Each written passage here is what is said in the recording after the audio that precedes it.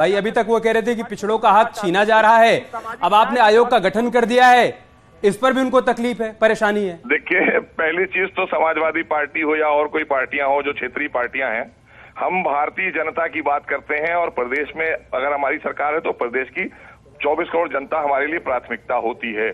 ये निजी स्वार्थों के लिए बनाए गए छोटे छोटे दल और निजी अपने स्वार्थ के लिए वहां पर वोट बैंक बना लिया जाता है, लेकिन हमारी सरकार में खास करके आदरणीय योगी जी ने जो निर्णय लिए हैं, जो फैसले किए हैं 2017 से और आज योगी 2 में, वो अपने आप में मील का पत्थर साबित हो रहे हैं। जो वो कहते हैं आदरणीय योगी जी, वो करते हैं। कोई बात उनकी दिखा दें ये लोग, इनको मैं चैलेंज करता हूं आपके टीवी चैनल के माध्यम से कि जो उन्होंने कहा हो और ना किया हो, ऐसा मुखिया होना चाहिए। सबको साथ लेकर चलते हैं। और पिछड़ा आयोग की कल बात की हो, आज गठन कर दिया, तो अब थोड़ा इनको संयम रखना चाहिए। इनको जनता ने बाहर किया है, इन्होंने खूब जनता को लूटा है और ये तुष्टीकरण की राजनीति करने वाले लोग हैं। मोहसिन भाई, शिक्षक भर्ती में पिछड़ों का आरक्षण मिला क्या? ये सब आप नहीं तय करेंगे फखरुल साहब, ये तय करेंगे हम। हमारी नीति तय करती है और हम लोग देते हैं सबको। करेंगे साहब, देश नहीं, हम देते हैं सबको, दे रहे हैं। और आप ये सवाल करने, समाजवादी पार्टी को तो कोई सवाल करने का अधिकार ही नहीं है। आज कानून व्यवस्था भी है। सड़कों पर निकलिए, सड़कों पर निकलिए, देखिए कितना संपन्न होकर और कितनी आत्मविश्वास के साथ में। फखरुल हसन, एक सेकंड मोहसिन रजा साहब, फखरुल हसन ऐसे टच एंड गो नहीं कर सकते ना कि आप छूए और उसके बाद भाग जाइए।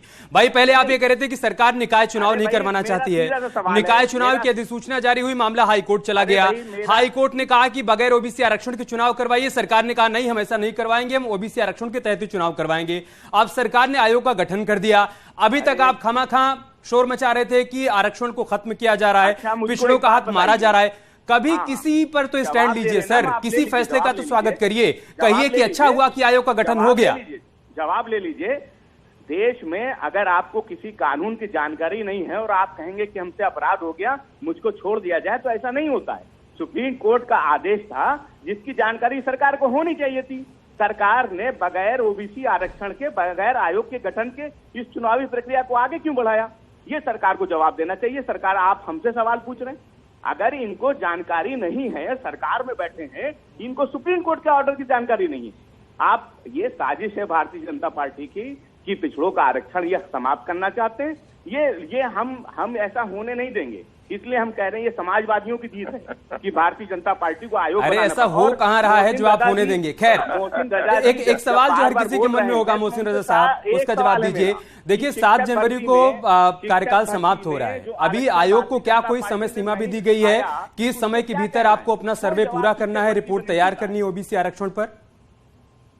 नहीं, बिल्कुल भी सारी चीजें बहुत तत्परता के साथ होंगी। आदरणीय योगी जी ने पूरी तरीके से एक एक अधिकारी को बुलाकर और ये आयोग गठन करने के बाद ये तय कर दिया है कि एज सून एज पॉसिबल, जितनी जल्दी से जल्दी जो माननीय न्यायालय का आदेश है और जो सर्वोच्च न्यायालय का आदेश है उसके तहत तेजी से सरकार आगे बढ़ रही है और वो काम करके ही हम इलेक्शन कराएंगे। कोई चिंता की बात नहीं है, हम सभी वर्गों को लेकर चलते हैं। हम कोई रिजर्वेशन के विरोधी लोग नहीं है। ये रिजर्वेशन के नाम पर अपनी रोटियां सेकने का काम करते हैं। अब इनके पास कुछ बचा नहीं है। सब कुछ पब्लिक फोरम में है और जनता समझदार है। बहुत बहुत शुक्रिया आप सभी का हमारे साथ जुड़ने के लिए, अपनी अपनी बात रखने के लिए।